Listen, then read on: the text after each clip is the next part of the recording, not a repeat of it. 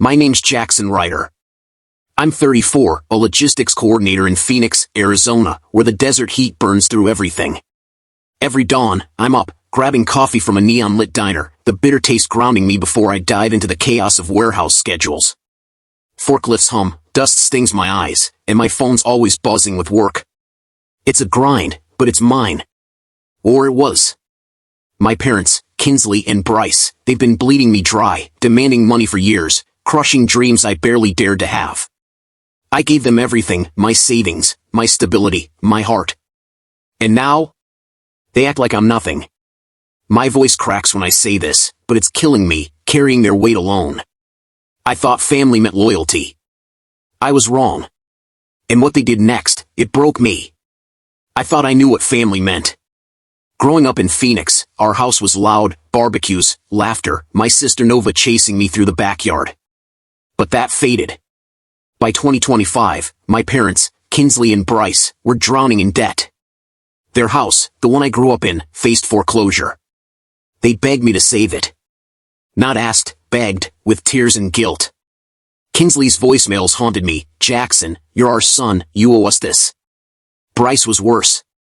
At a family barbecue last summer, he smirked, beer in hand, your small life's fine, kid.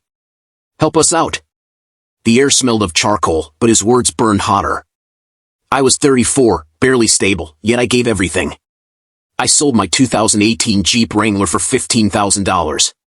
Love that car, the leather seats, the open roof under desert stars. Gone. Then my condo, $95,000, my first real home.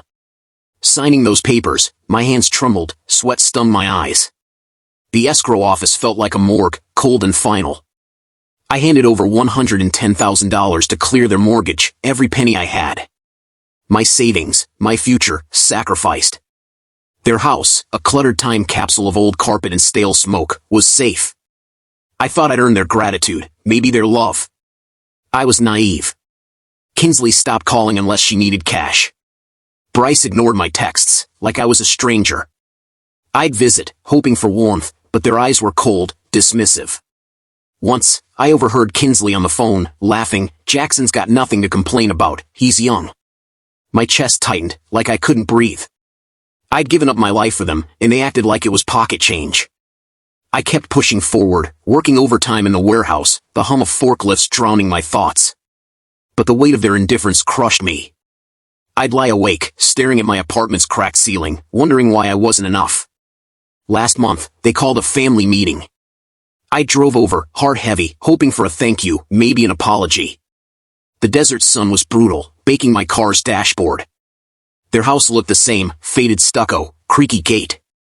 I walked in, the air thick with tension. Kinsley sat at the kitchen table, her coffee mug chipped, Bryce leaning back, arms crossed. Nova was there, quiet, her eyes darting between us. I forced a smile, my throat tight. What's this about? I asked. Bryce's smirk sent a chill through me, like a knife in my chest. They weren't grateful. They weren't sorry. Something was coming, something worse than I could imagine. I sat there, the room spinning, my hands gripping the chair, knowing I'd been played. My sacrifice, my pain, it meant nothing to them. And what they said next, it tore my world apart. The kitchen table felt like a battlefield. I sat there, heart pounding, the air heavy with stale coffee and betrayal. Kinsley's chipped mug sat untouched, Bryce's smirk cutting deeper than any knife. Nova's eyes were wide, her hands fidgeting. Then they dropped the bomb. We're selling the house, Bryce said, leaning back like he'd won a game. Moving to Florida. Fresh start. I blinked, my throat tightening. What about me? I managed, voice barely a whisper. Kinsley laughed, sharp and cold. You'll bounce back, Jackson. Don't be dramatic. My world tilted. I'd sold my Jeep, my condo, poured $110,000 into their house, my entire life, to save them. And now? They were pocketing the profit, leaving me with nothing. A cracked photo frame on the counter caught my eye, us as kids, smiling. Tears burned, but I wouldn't let them fall. My chest ached, like my heart was caving in. I noticed dust swirling in a sunbeam, each speck a piece of my shattered trust. They didn't even look at me, already planning their beach condo. Nova gasped, "You can't do this to him," but Bryce waved her off. "He's young. He'll figure it out." Young? I was 34, broke, living in a shoebox rental, my savings gone. I'd given them everything, and they erased me. My phone buzzed in my pocket, a work text, but it felt miles away. The room spun, their voices fading into a dull roar. I wanted to scream, to flip the table, but my body wouldn't move. My hands gripped the chair, knuckles white, anchoring me to reality. They pretended I didn't exist, like I was a ghost in their house. The betrayal wasn't just the money, it was my love, my sacrifice, thrown away. I stood, legs shaking, and walked out, the creaky gate slamming behind me. The desert heat hit like a slap, but it couldn't match the fire in my chest. They thought I'd roll over, take the pain. They were wrong. I wasn't done. Not by a long shot.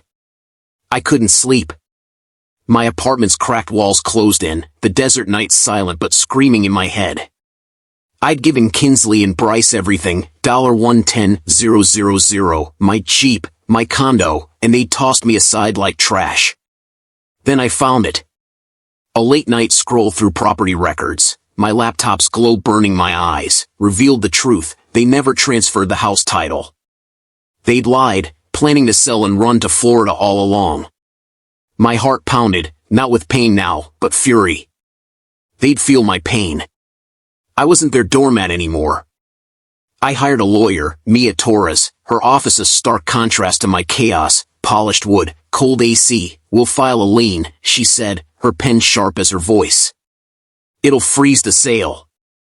I nodded, my throat tight, signing papers with a trembling hand. The ink smelled like justice. Nights blurred, my desk littered with coffee cups, stale air thick with resolve. I researched liens, called Mia at 2 a.m., her calm voice grounding me. "You're in the right, Jackson," she said. I pictured Kinsley's smug face, Bryce's smirk, crumbling. The lien was my line in the sand, not just for the money, but for every tear, every sleepless night they caused. Filing day came. The county office was sterile, fluorescent lights buzzing like my nerves. I handed over the documents, my pulse hammering, the clerk's stamp a gunshot in my chest. The lien locked their house, their Florida dream, in my grip. I didn't smile, didn't celebrate. My hands shook, coffee stains on my notes, the weight of betrayal still heavy. But I felt alive, like I'd clawed back a piece of myself. I wasn't begging for their love anymore. I was fighting for what was mine. The desert moon hung low as I drove home, its light cold but steady. My phone stayed silent, no texts, no calls. They didn't know yet. But they would. Soon, they'd see what happens when you break someone who's done breaking. I gripped the wheel, my knuckles white, ready for the storm. The lien hit like a bomb. My phone lit up during a warehouse shift, the hum of forklifts fading as texts flooded in. "Kinsley's first, how dare you sabotage us, Jackson." Then Bryce, "You're dead to us for this." My heart twisted, their words slicing old wounds, but I didn't flinch. I'd cried enough. The desert heat seeped through the warehouse windows, sweat beading on my neck, my phone buzzing on a metal desk like a trapped wasp. Bryce called, his voice a snarl. "You think you're smart, huh? Undo this now." I stayed calm, my voice ice. "You made your choice." Kinsley's voicemail came next, her sobs fake, manipulative. "We're your parents, Jackson. How could you?" I didn't reply. More texts pinged, "You'll regret this. Ungrateful brat." Each one fueled my resolve. They weren't sorry, just entitled, panicking as their Florida dreams slipped away. I pictured their faces, pale, frantic, in that cluttered house reeking of stale smoke. My restraint felt like power, their desperation a mirror of my pain. The warehouse clock ticked, dust motes dancing in slanted light, my phone relentless. Nova texted, "I'm with you, Jax." They're unhinged. Her support stung, a reminder of what family could have been. I typed back, "Thanks, sis," my fingers steady.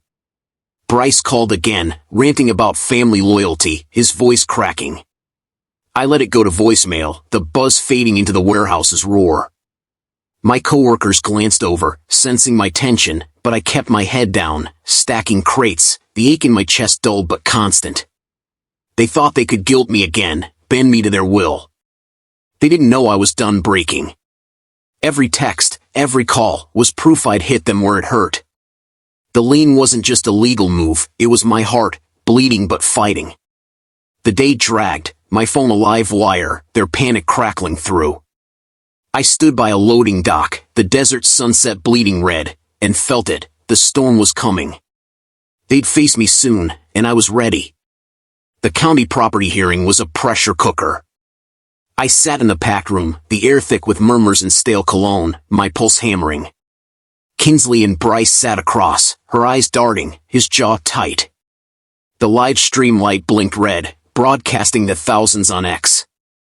My lawyer, Mia, stood calm, her voice cutting through the chaos.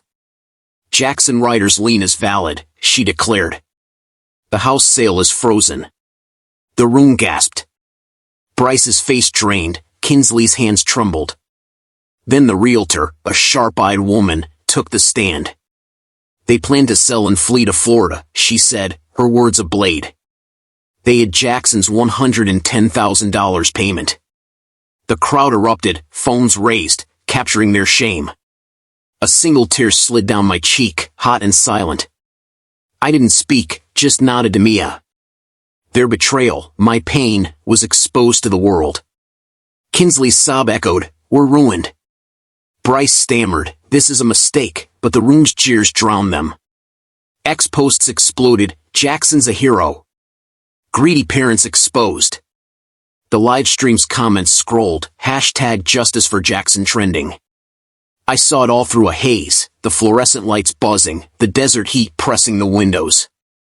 They'd erased me, taken my Jeep, my condo, my heart, and now their Florida dream was ash. The crowd's murmurs felt like a pulse, their shock my vindication. I'd given everything, and they'd laughed, thinking I'd break.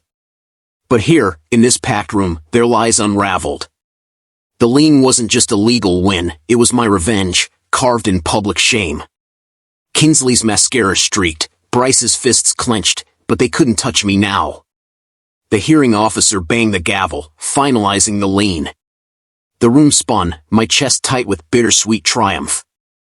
I stood, my shoes scuffing the worn floor, and walked out, the desert sun blinding. The world saw them for what they were, thieves of my trust. And I was still standing. The fallout was brutal. Kinsley and Bryce lost the house sale, their Florida dream dead. They moved to a rundown Phoenix rental, neighbors whispering, their shame viral on X. My sister Nova cut them off, texting me, "You're my family now, Jax." Her words warmed my scarred heart, but the pain lingered. I'd given them $110,000, my Jeep, my condo, my trust, and they'd thrown me away. Nights in my cramped apartment, desert stars glinting through the window, I traced the cracks in my soul. I wasn't the son who begged for love anymore. I'd fought, exposed their greed, and stood tall. The lien, the hearing, the live stream, it wasn't just revenge. It was me reclaiming my worth. In America, you don't owe anyone your soul. Fight for your justice, even when it breaks you. I learned that the hard way, my breath steady now, the desert's quiet wrapping me like a bomb. I'm scarred, but I'm whole. They tried to erase me, but I'm still here. I'm rebuilding, step by step. Hiking Phoenix's canyons, the cool desert air brushes my skin, red rocks crunching under my boots. The scars from Kinsley and Bryce's betrayal ache, but they don't define me. I fought back, turned their greed into their shame, and found my strength. Betrayal breaks you, but revenge and justice rebuild you. I'm proof of that. Standing here, heart lighter, I know I'm enough. In America, you carve your own path, no matter who tries to erase you. Have you ever fought back against betrayal? Tell me in the comments, your stories keep me going. Subscribe for raw tales of heartbreak and triumph, like mine. The desert sunset glows, a promise of new beginnings. I'm Jackson Ryder, and I'm still standing. Join me, and let's keep fighting.